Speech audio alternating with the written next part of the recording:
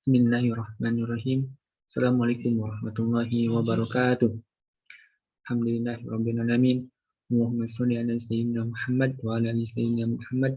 Rabbi shrah sadri wa yassir li amri wahlul 'uqdatam min lisani yafqahu qawli bi rahmatika ya arhamar rahimin. Alhamdulillahirrabbilalamin. Pada kesempatan kali ini kita bisa berjumpa lagi dengan saya Khairul Anam. Saya dari Fakultas Hukum Universitas Diponegoro Bogor semester 6. Sebelumnya yang terhormat kepada Ibu Ika Darmi, SHMH, selaku dosen pengampu kriminologi hukum yang insya Allah dimuliakan oleh Allah SWT, dan semoga diberikan kesehatan dan segala dosa-dosanya diampuni oleh Allah SWT. Amin, amin, ya rabbal alamin.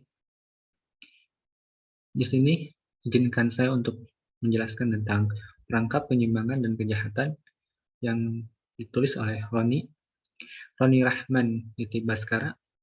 Semoga ilmu yang kita dapat dari beliau bisa bermanfaat bagi kita semua, terkhusus bagi saya sendiri yang menyampaikan ilmu ini.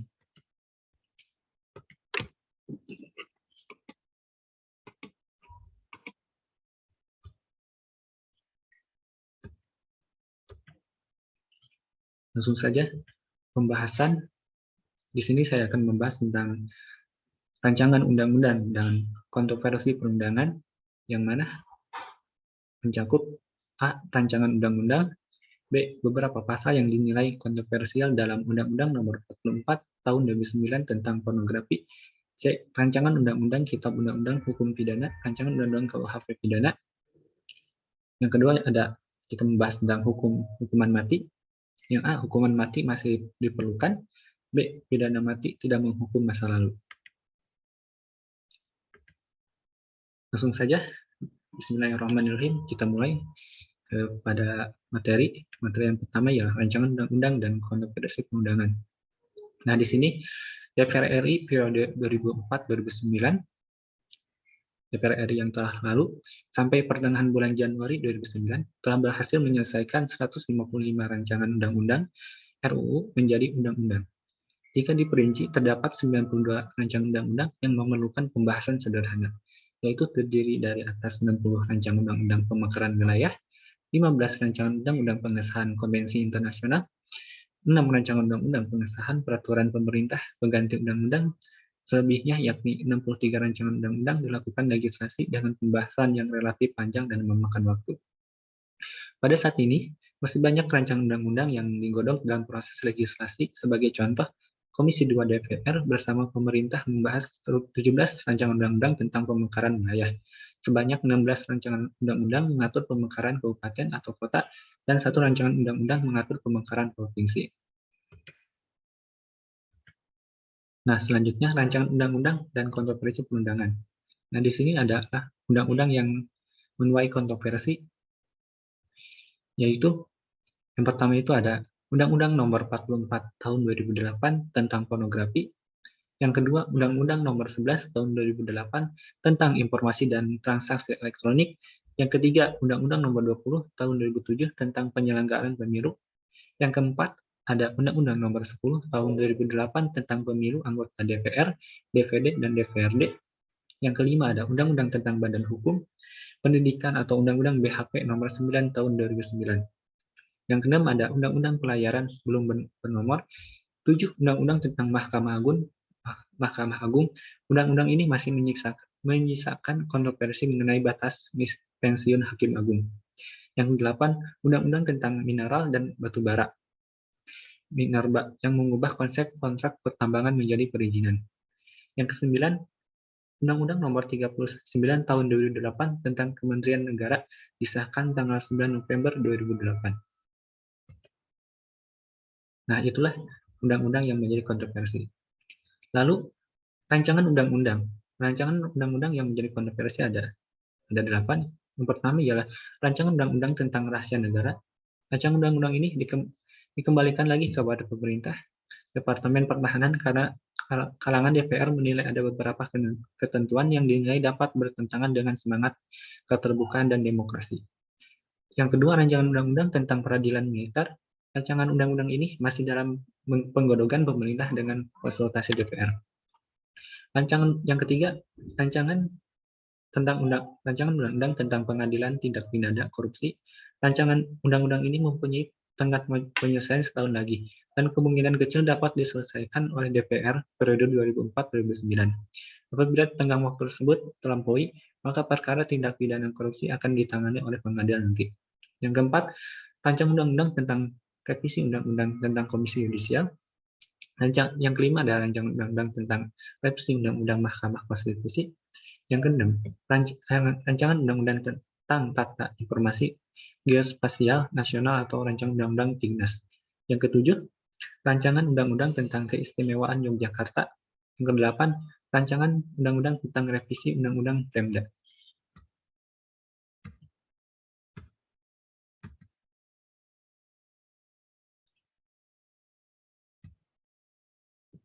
Nah, selanjutnya yang akan kita bahas adalah beberapa pasal yang dinilai kontroversial dalam Undang-Undang Nomor 44 Tahun 2009 tentang pornografi.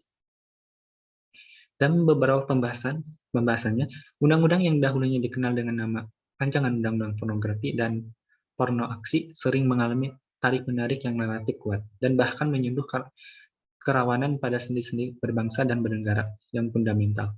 Beberapa daerah sempat mengancam akan memisahkan diri dari Negara Kesatuan Republik Indonesia jika konsep dan materi undang-undang ini dipaksakan akan diberlakukan. Akibat dari tekanan itu, akhirnya rancangan undang-undang yang semula terdiri dari 93 pasal, ketika disahkan sebagai undang-undang tinggal 44 pasal. Sangat jauh sekali ya. Bisa dari 93 sampai 44 pasal.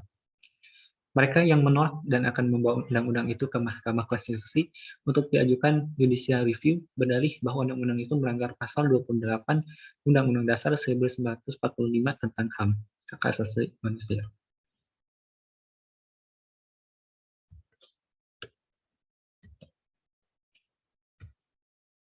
Nah, ini ada undang-undang. Isi Undang-Undang Nomor 44 Tahun 2009 tentang pornografi. Yang pertama itu adalah pasal 1 yang termasuk kontroversial itu pasal 1 tentang definisi pornografi. Frasa yang berbunyi yang dapat membangkitkan hasrat seksual dinilai tidak jelas dan subjektif. Seni pertunjukan masyarakat atau lukisan dan mode pakaian dapat menjadi sasaran pelarangan.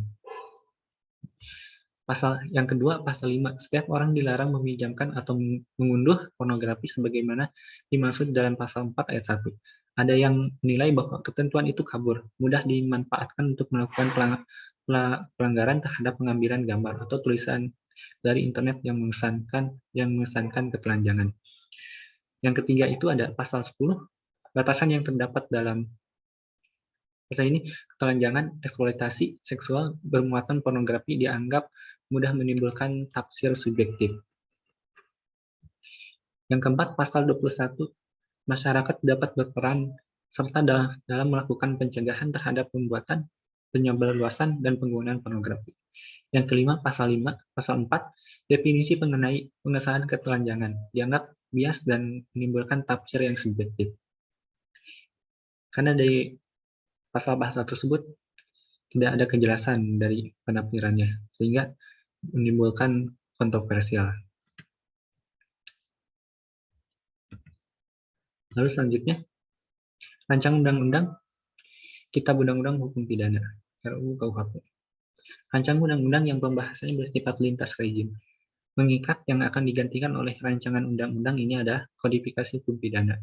Sudah semestinya perancangannya tidak tergesa-gesa.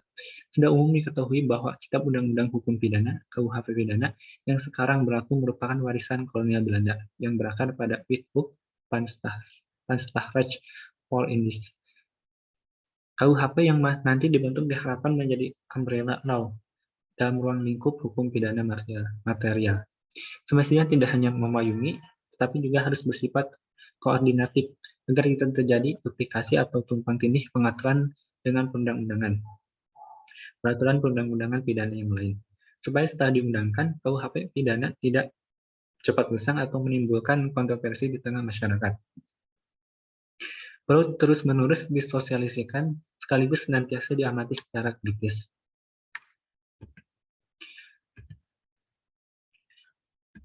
Dalam pasal 1 ayat 3, rancangan undang-undang KUHP Terdapat kata-kata hukum yang hidup. Perkataan itu dapat dimaknai sebagai living law untuk semua hukum yang hidup di dalam masyarakat Indonesia. Isinya tidak hanya menyangkut keberlakuan hukum pidana adat, tetapi juga pidana Islam, jinayat, mengingat umat Islam merupakan mayoritas penduduk Indonesia. Living law bagi kaum Muslim tentulah ada syariat Islam yang memuat hukum pidana Islam.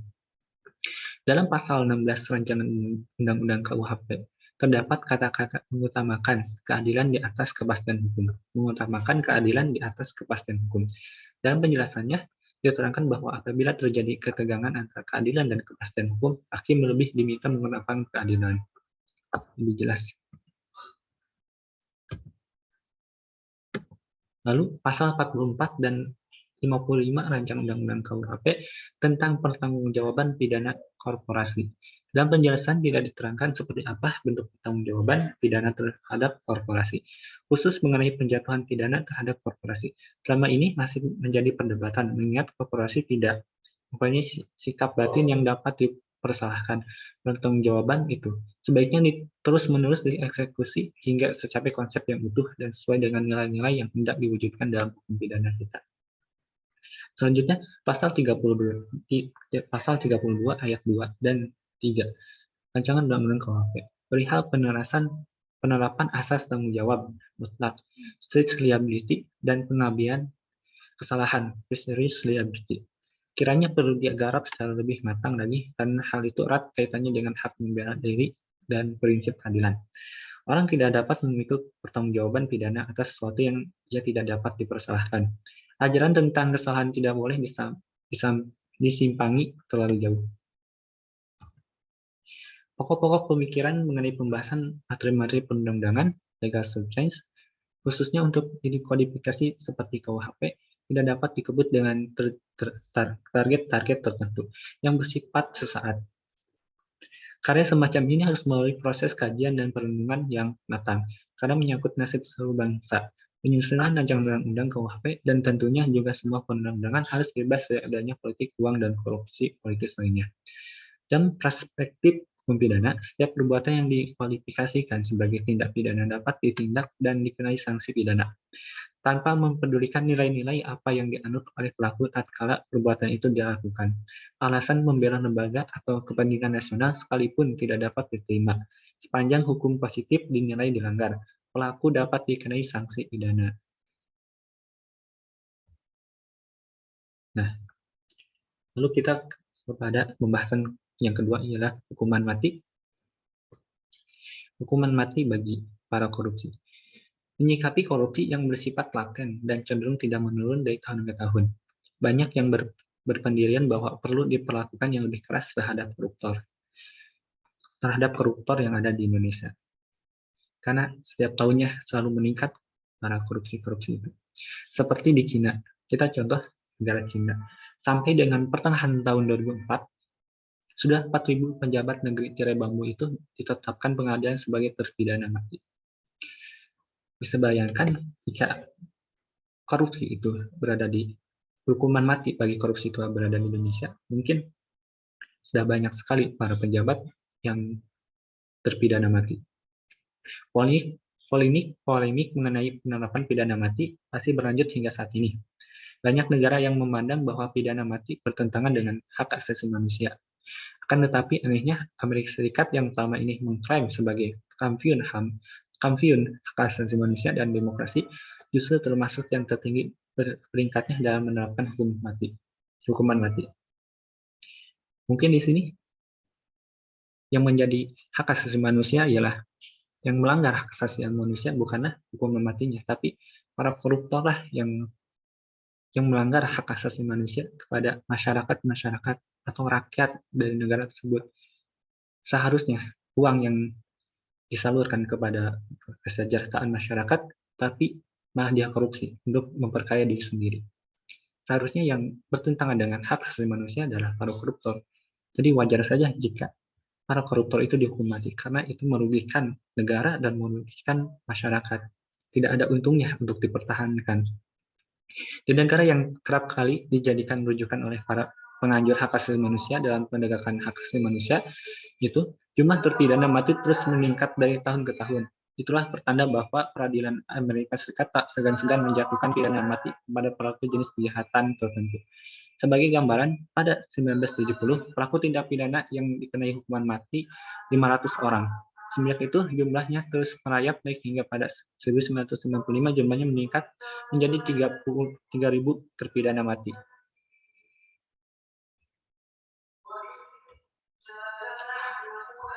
Selanjutnya, hukuman mati masih diperlukan.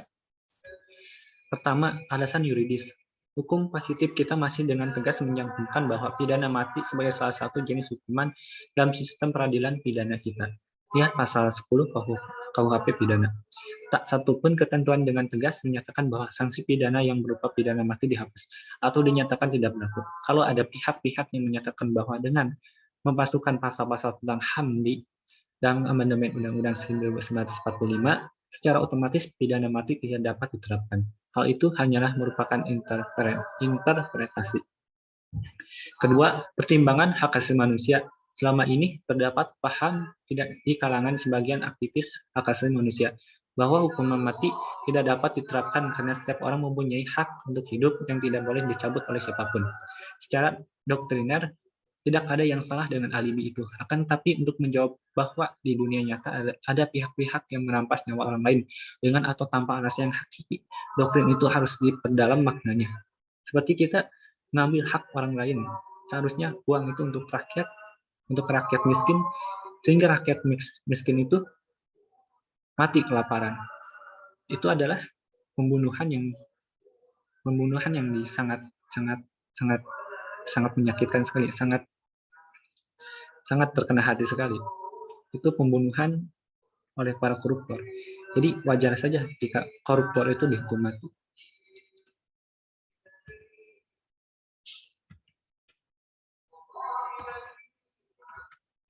Lalu yang ketiga, alasan moral.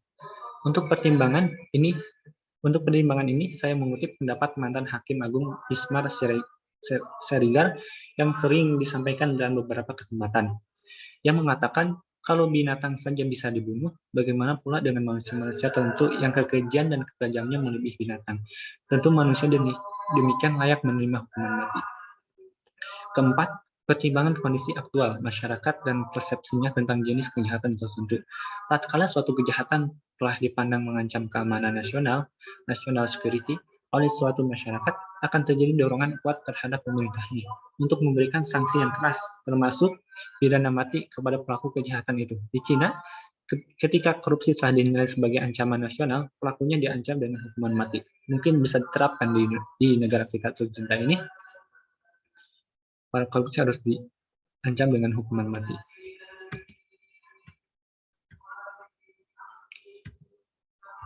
Yang kelima ialah pertimbangan keyakinan agama. Mayoritas Muslim meyakini bahwa dalam syariat Islam berlaku pidana mati bagi jenis kejahatan tertentu. Sangat jelas dalam Islam itu hukuman mati itu ada. Jadi mereka yang setuju dengan pidana mati di dalam sistem peradilan pidana kita untuk pelaku tindak pidana korupsi, sedikitnya mempunyai 5 pertimbangan, yaitu keadilan, hukum, hak asasi manusia, kondisi aktual, dan persepsi masyarakat tentang suatu jenis kejahatan dan keyakinan agama. Lalu selanjutnya, pidana mati tidak menghukum masa lalu. Mereka yang menolak pidana mati bisa jadi memiliki lebih banyak lagi dasar pertimbangan. Namun, sepanjang yang saya tangkap dari berbagai polemik mengenai hukuman mati, ada 2 hal yang sering dilupakan, yaitu aktualitas dan korban. Tatkala sebuah peristiwa telah menjarah seiring dengan lewatnya waktu, yang ada di hadapan kita adalah pelaku terpidana mati dengan segala deritanya. Empati kita menjadi bergeser, yang semula kepada korban dan kerugian masyarakat beralih kepada pelaku, bagaimana korban yang terenggut nyawanya dengan penyiksaan tak terbayangkan lagi. Selanjutnya, menilai peristiwa kejahatan dan dalam posisi kita sebagai sejarawan itu yang menjadi kita diantaranya menolak hukuman mati. Seakan-akan dengan menerapkan pidana mati, kita menghukum masa lalu dan memutus kemungkinan pelaku untuk bertobat. Kita hendaknya perlu mengingat bahwa penegakan hukum mati bukan persoalan perlindungan individu semata, apalagi terhadap pelaku yang nyata-nyata bersalah, melainkan melindungi masyarakat secara keseluruhan.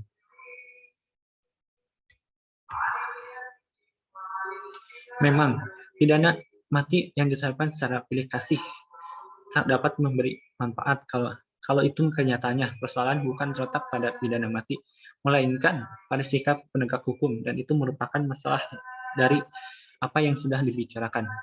Kendati pun demikian, penerapan pidana mati bagi terpidana korupsi tetap harus dilaksanakan secara selektif, memperhatikan besarnya kesalahan dan kerusakan yang ditimbulkan. Apabila terbukti di kemudian hari bahwa pidana optimal itu tidak memberikan efek jerak, seperti telah dikatakan, orientasi legalistik tidak boleh lagi memonopoli pemberantasan korupsi. Pendekatan seperti dalam bidang mental budaya juga harus menjadi agenda dalam pemberantasan korupsi. Berikut ini analisis mengenai korupsi dilihat dari perspektif krisis mental budaya.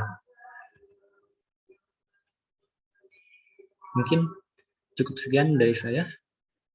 Terima kasih telah menyaksikan presentasi dari saya tentang menjelaskan perangkat hukum. Kurang lebihnya mohon maaf. Wallahi yaqulul haq wa huwa yahdis sabil. Assalamualaikum warahmatullahi wabarakatuh.